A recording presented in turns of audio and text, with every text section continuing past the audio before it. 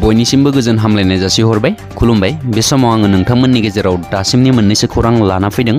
नोंथांमोना भिडिअखौ फारियै जोबजासिम नायलांदो। साख्रि नागिरग्राफोरनि थाखाय मोनसे गोजोनथाव खौरां। गासै 24,369 एसएससि जिडिनि पस्ट ओंखारदों। बेनि एप्लाइखौ जायफ्रा मेट्रिक पास खालामनानै दङ बिसोरबो एप्लाइ खालामनो हागोन। बेनि अनलाइन एप्लाइ खालामनाया 27 अक्ट'बर एबा मैयानिफ्रायनो जागायबाय आरो बेनि लास्ट डेटआ 30 नभेम्बराव। एप्लाइ खालामनो थाखाय एसटिफोरनो जेबो फिस नाङा आरो बेनि एग्जामा फैगौ बोसोरनि जानुवारि दानाव कम्पिउटाराव अनलाइन एग्जाम जागोन। बेनिखायनो नोंथांमोना जायफोर एप्लाइ खालामनो गोसो थाबैनो एप्लाइ खालामनानै लानो हासिगोन। नोंथांमोना गोबां बाथ्रा मोनथिनो थाखाय ssc.nsc.in बे वेबसाइटआव थांनानै नायहैनो हागोन।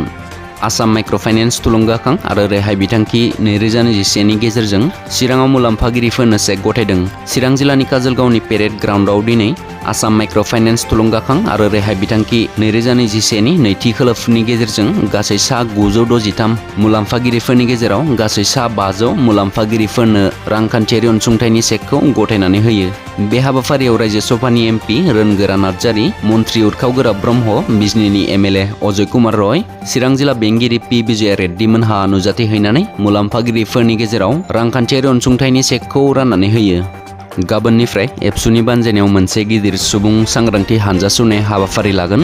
गुबुनारिया आयेन बेरेखायै हाबफैनायखौ होबथानाय, समाजारि जेंनाफोरखौ जेरै ड्राग्स जानाय, जौ आरो फेग्रा मुवा लोंनाय, जुवा गेलेनाय बायदिखौ होबथानाय, उन्दै बैसोआव हाबा लानाय आरो मानसि लांखारनायखौ होबथानाय, दायना दायनि आरो खोमसि फोथायनायखौ फोसाबनाय, गुन गोनां सोलोंथाइ होनायनि सायाव गोनांथि होनाय, जेलाव थानाय बारग' सोमावसारगिरिफोरखौ उदां खालामनो बयबो बिबान लानानै खामानि मावनाय, दा शेड्युल ट्राइब्स एन्ड आदार ट्रेडिशनेल फरेस्ट डुवेलार्स एक्ट 2006 खौ बाहायनाय, आदब आरो गुन गोनां सोलोंथाइनि गेजेरजों बर' हारिखौ जौगासार होनाय बे थांखिफोरखौ लानानै दुलाराय बर' फरायसा आफादा आसाम नाङैनो मोनसे गिदिर सुबुं सांग्रांथि हानजा सुरनाय हाबाफारि लादों।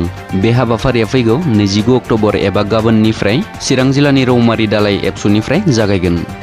दिनै बिटिआरनि सिएम प्रमद बर' आरो गासैबो डिप्युटि कमिशनारफोरजों भिडिअ कनफारेन्सनि गेजेरजों सावरायलायनाय जायो।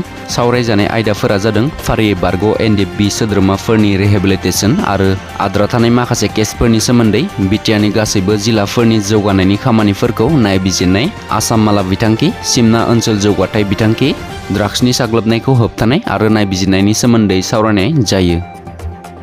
दासिमनि खौरांफोरा बेखिनियानोमोन। आसा खालामो नोंथांमोना भिडिअखौ नायनानै मोजां मोनबाय। मोजां मोनोब्ला एबा नोंथांमोना चेनेलाव दिनैसो फैदोंब्ला नोंथांमोना चेनेलखौ साबस्क्राइब खालामलांनो दाबाव। गोजोन्थों जय बर' हारिनि।